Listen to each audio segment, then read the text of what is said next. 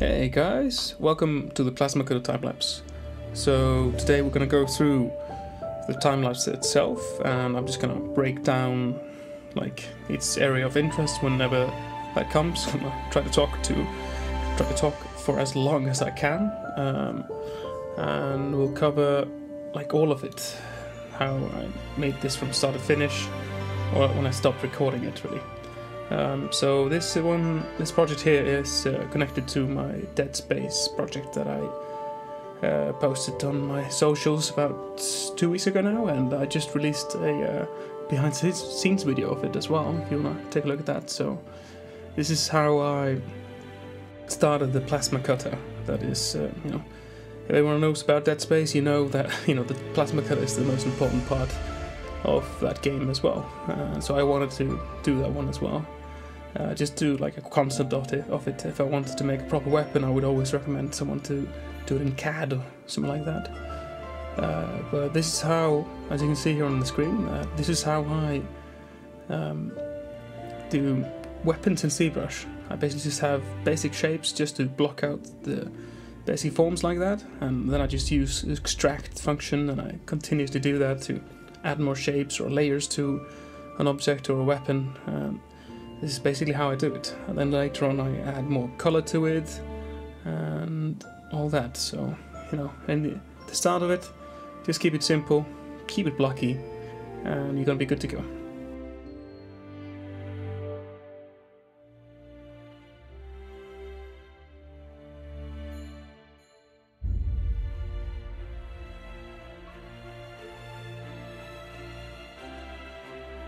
So in my previous time-lapse videos I just spoke in a few segments, but this one I'm going to try to just speak for as long as I can and just follow the video itself, instead of just having random advice or something that connects to the project. Of course I'm going to do that as well, but it's going to be a different experiment. See, it's going to be an experiment of for how long I can talk.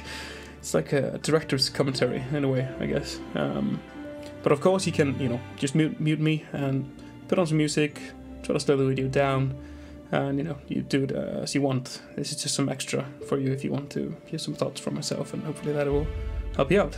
But you can see here that we are like already just a few minutes into the time-lapse itself. I think I sped it up by 300%, so it's quite fast.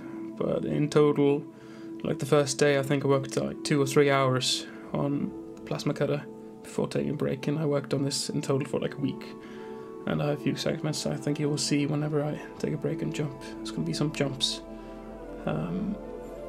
but before I started, I just kind of opened PureRef and I tried to find some plasma cutter images from the game, and I just try to eyeball it.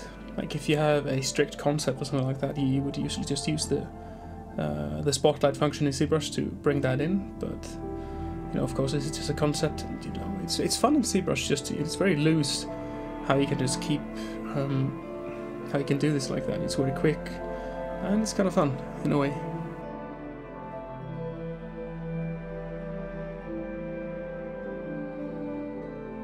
When the weapon is like that at the beginning, it's okay to keep it grey, but I always like blocking out the color just to see it visually from far away as well. And see. I continuously zoom in and out and just throw the gun all over the place just like that. Wow, it's just confusing as hell. So hopefully you can follow this video.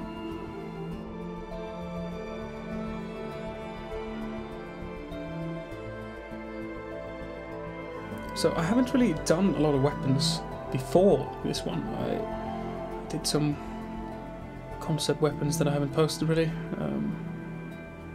Keep that to myself, as they are quite bad compared to this one.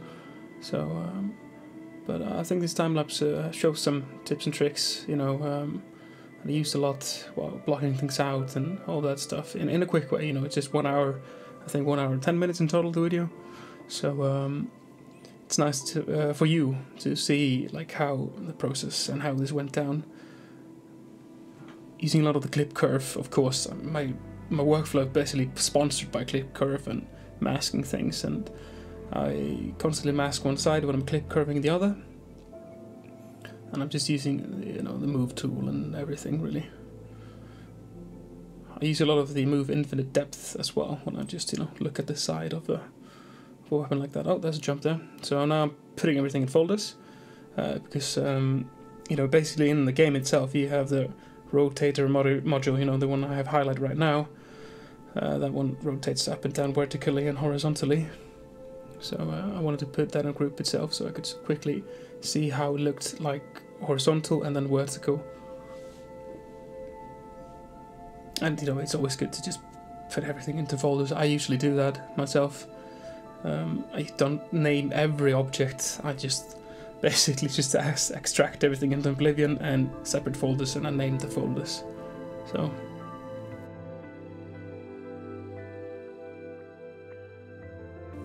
So it's basically like this at the start. You just mask, extract the mask, extract everything. It's just kind of like, it's kind of insane how it's all extract and clip curve and all that.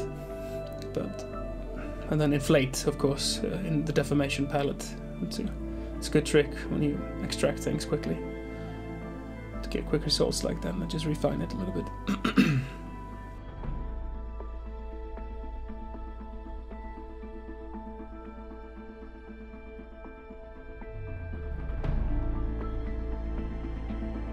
So my goal with this project was to not exactly copy the plasma cutter. I wanted to do my own take on it, so I had some parts and tried to make the silhouette kind of unique in a way, but not too far. So you would always see, oh, that's the plasma cutter, But I never really properly finished it, so I don't know if at least you can see some color here, and like I said earlier, helps out when you're blocking things out, and it's nice to look at, from far away, Also when you're representing it to someone else, like, hey, ta-da, it's not a grey blob of nothing there.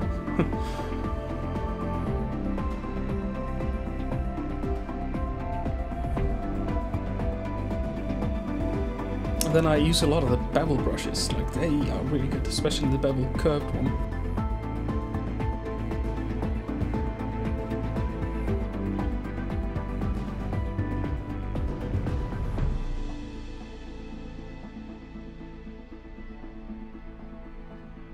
I'm also going to put some music under here, so you won't get bored just listening to my voice. That's tragic, So I'll find some music and put it under the video, so you can listen to myself and the music, or just mute everything completely and go at your own pace. That's totally fine too.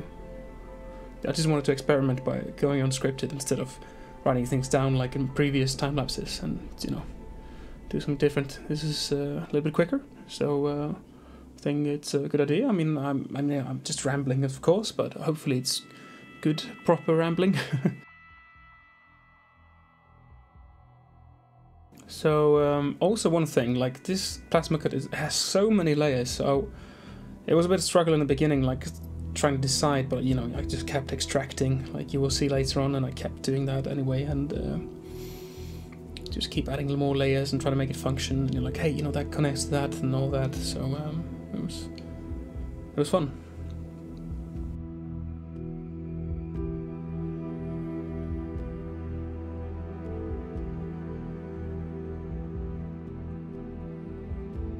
Putting it back into vertical mode just to see, and like my trick here was just using the mirror and weld function by changing the X, Y and Z, kind of just going back and forth, so I could, because there's so many parts in the front, so it was a bit tricky juggling all that, so I just kept working on like one side and then mirroring it to the other and to the y-axis and all that stuff, and using local symmetry as well, because otherwise it would just go somewhere.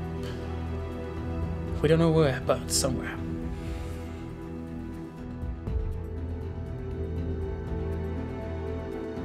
I think it would have been fun to try to complete as much as I could in ZBrush, and then try to throw it into some CAD software and go from there, or Maya, or I don't know, some poly modeling software, and finish this one. I suppose that's what you would do for game ready stuff.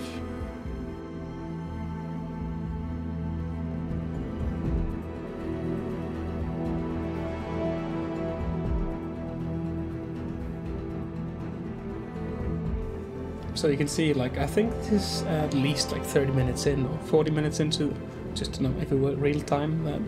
So you can see just quickly, it's really basic still, but you know, we managed to get the basic shape and the silhouette, and it's nice to have some color in there too. So it's a nice method of doing this in ZBrush like that. So I recommend, you know, if you have some weapon you want to try out, some concept you want to try, I recommend just jumping into ZBrush and trying to do it this way. It's really fun.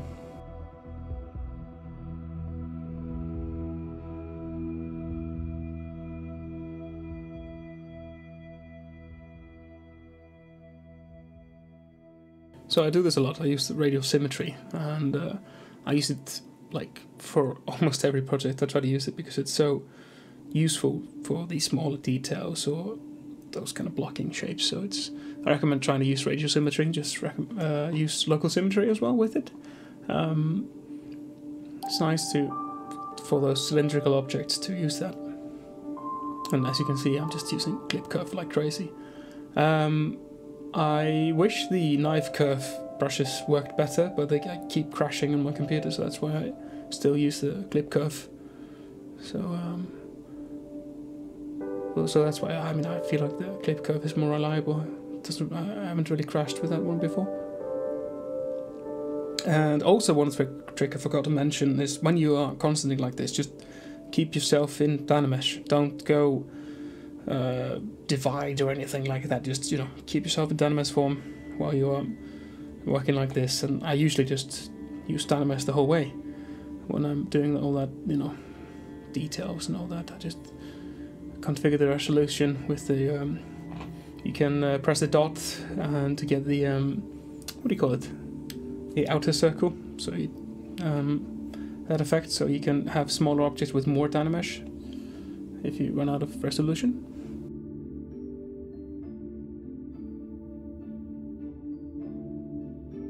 So, you know, I'm always kind of circling around the weapon, seeing if it works and all that. So I recommend you do the same if you decide to concept something like this. It's really fun. Oh god, I keep saying that. Seeing if it's like the right proportions, it's the most important part, really.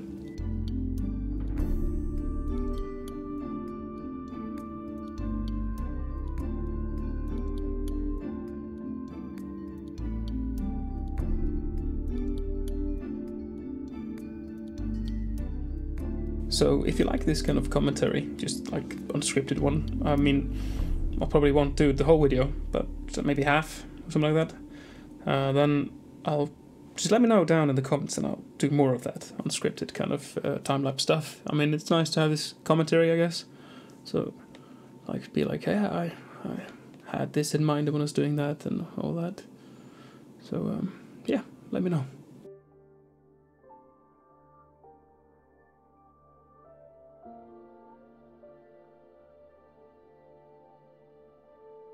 So that was a tricky part as well, you know, having all the layers visible and not like just in each other's faces. That was really tricky, you know, trying to make every part be, you know, so you could see it from the front and the side or something like that. It was quite tricky to make it everything, you know, cohesive.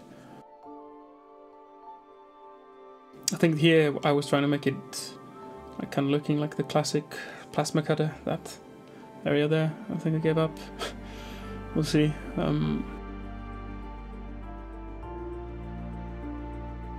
Yeah, but you can see there I always kind of mask one side of the clip curve because it otherwise affected, like you could see what happened there. And it's nice to use the clip curve to quickly do like these bevels, or whenever you fail that you can use the bevel brush, yeah.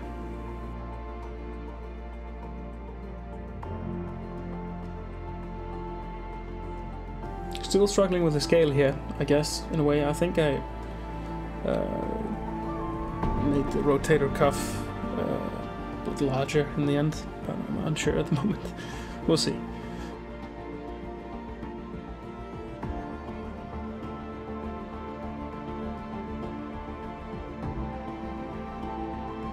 So originally I wanted to make more details in this area, but I think like at the end of the project itself it didn't really, you know, happen like that because I kind of just finished it. So,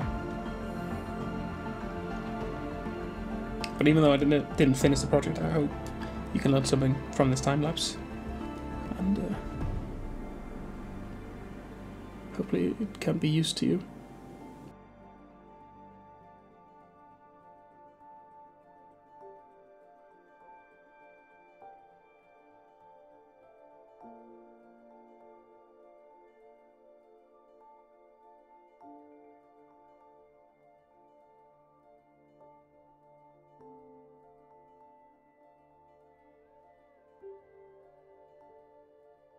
Alright, we made it to like 15 minutes. That's nice. Never made it this far in my rambling. That's good. Progress, there we go. Look at that. So now I'm just figuring out like how I want to, make this thing look. And it was quite difficult because I didn't want to copy the original 101. So I was just trying to figure out like what kind of parts I wanted to, for the silhouette really.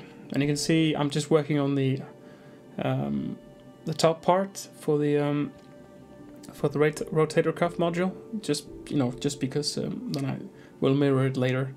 It's just I suppose it was harder to work on the same parts, but it doesn't really matter. Sometimes I work on just one side and then mirror to the other later.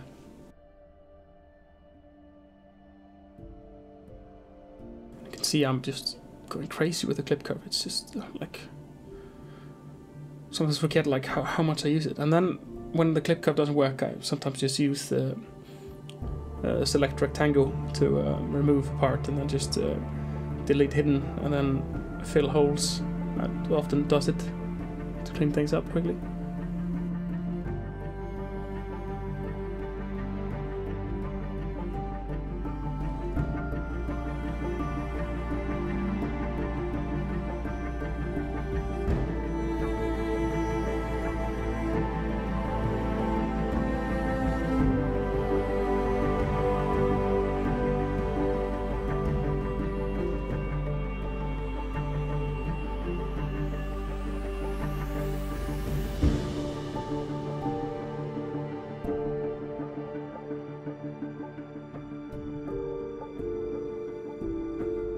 I'm not sure if I'm gonna be able to put timestamps on this video. It's gonna be difficult, I suppose. But I will try my best because I cannot go one video without the timestamps.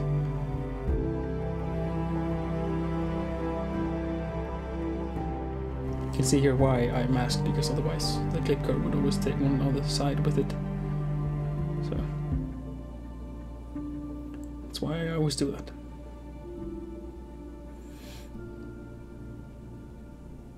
And it's okay to put down shapes that you and dismiss later, That's okay, you gotta experiment whenever you're doing something without a concept, so.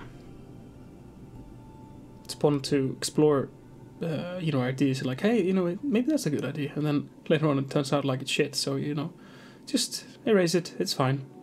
And if you feel like, you have too many parts, then I just always recommend just merging all the parts together, or the folder itself, then playing around with it. Shapes, if you have a helmet or chest piece or something like that.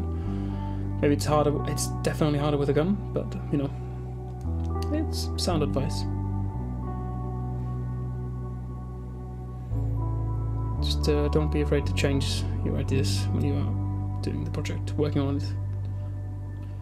Because otherwise, if you're too careful, then, you might end up with something that you're not too satisfied with. And, it happens to all of us, so it's okay.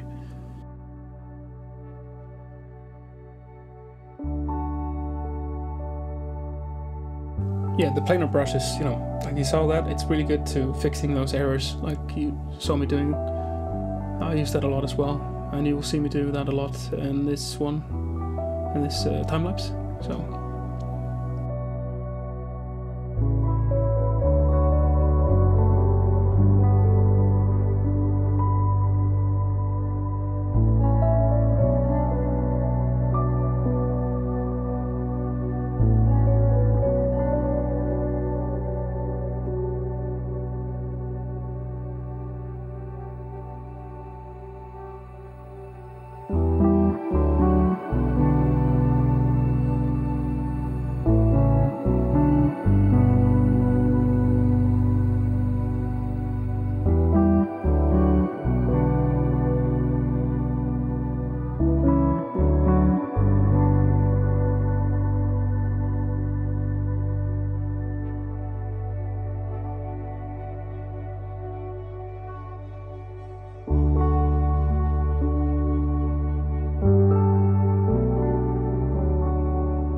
it's always good to look around like that, like I did. Just, you know, you gotta see if it works, you know, and, you know, it doesn't look like anything good right now, but it will look a bit better, you know.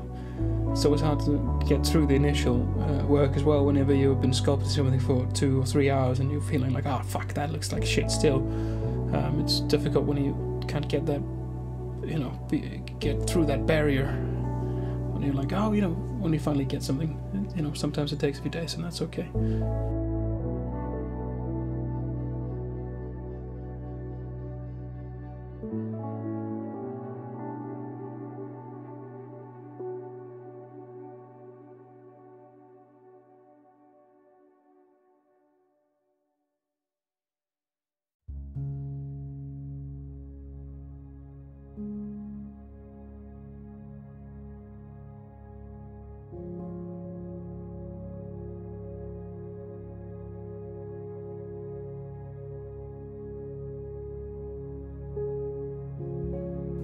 I feel like at the end of this project I managed to do like the big shapes and a bit of the medium ones, but I was missing a lot of detail areas and, you know, just detail groups and all that.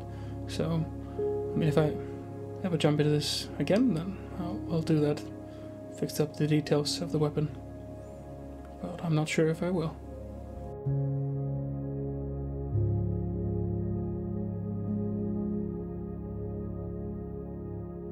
But you can see there I still have the sketch part of the plasma cut at the front, at the bottom. You can still see it's a lot rougher. It's just, it's okay to have it like that.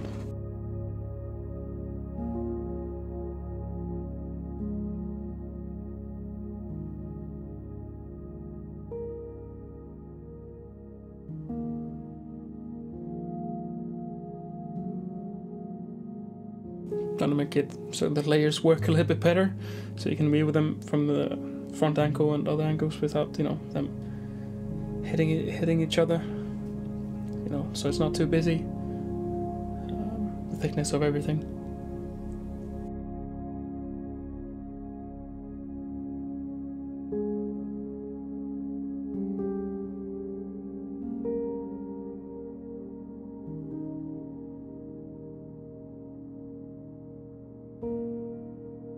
Sometimes I overwork parts, and that's okay, you know. You learn from it and then learn to, you know, not apply it to everything, so. But then sometimes I apply some stuff and I then backtrack on it, and, you know, always going back and forth, I guess, with designing by yourself.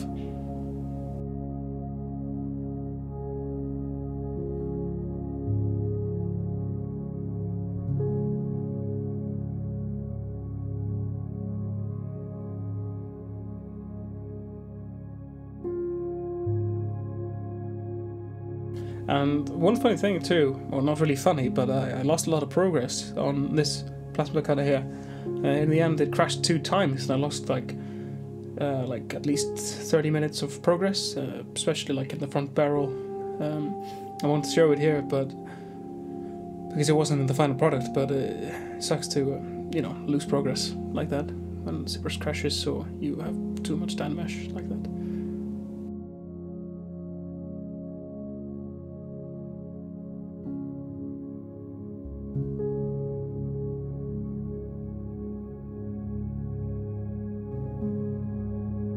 But you can see how simple this really is. You just really continue refining things and then just mask things out, extract it, use the clip curve to fix that piece up and smooth brush, and then, you know, drag it like that.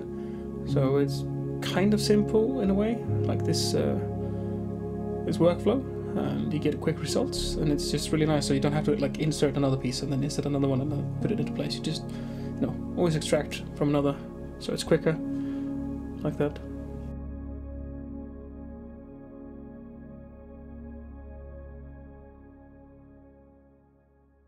One thing unrelated, like if you haven't played the Dead Space remake that came out this year, definitely do. It's a really good one. So you got my recommendation. That's something.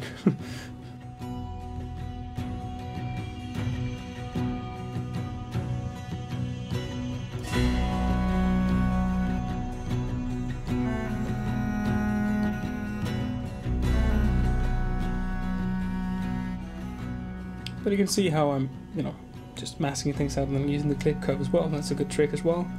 Try to cut into pieces. Do that all the time, like that, and you can do it like that, and, you know, just try to figure things out. Jump in there, use the clip curve with the masking, and then extract, and try to, you know, just get something there. You know, it's the best way of learning those tricks, is just trying to do something, to press all the buttons. That's basically how you learn everything. Just go crazy.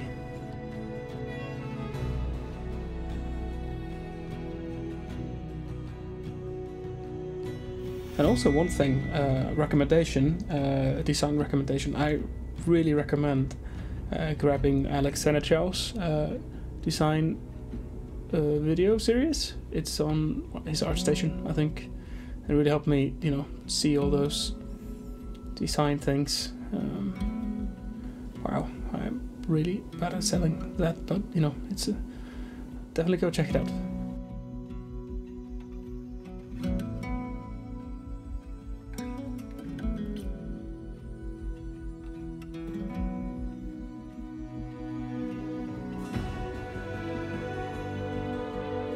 When you have something masked, it's nice to use the move tool to get those kind of sneaky pebbles in there. And if you go to the macro menu, you will have that blur edges function, so you can get smoother edges, so they won't be as harsh. When checking those out, I use that like all the time. Like you could see in that part over there, probably in other parts of the time lapse as well.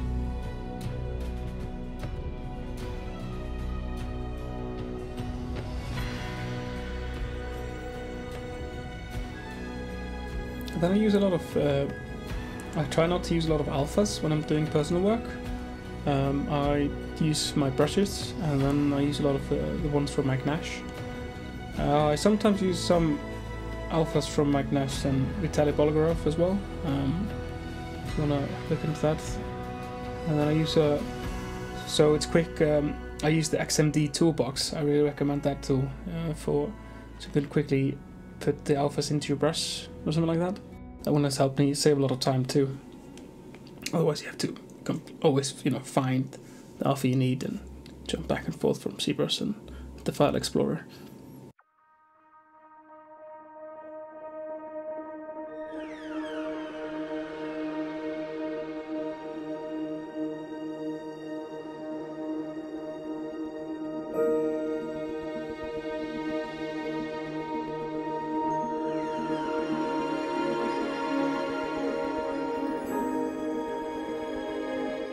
Now I am rotating from the vertical mode to the horizontal one, so I can mirror like all the details to the other side now, because you can see like it has fallen so much behind.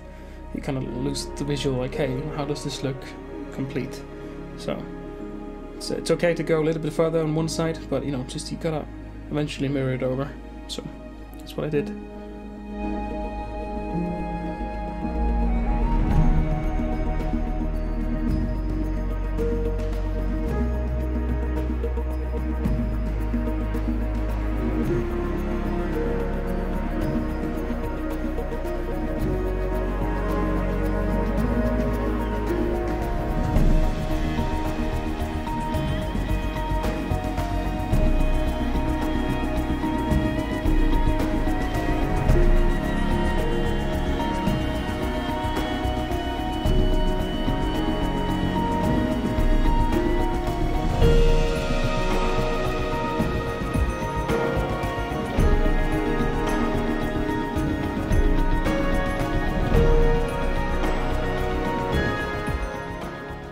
So I managed to do like a voiceover for almost 30 minutes, so I think that's time to call it a day, I guess.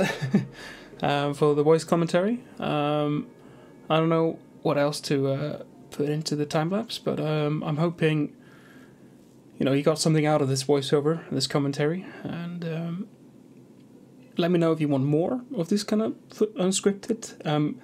I might have to like I might do the old format of the videos on my previous time lapses on the Sentinel and the Behemoth one, but you know, maybe I'll just do a mix of, you know, whatever works best at the time, you know, unscripted like this, or like segments, like I did before.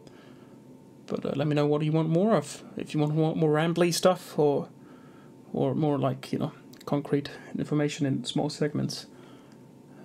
So I'm just gonna now let the music take over from here, and just let me know if you want more of this, and take care. All right, I'll catch you later.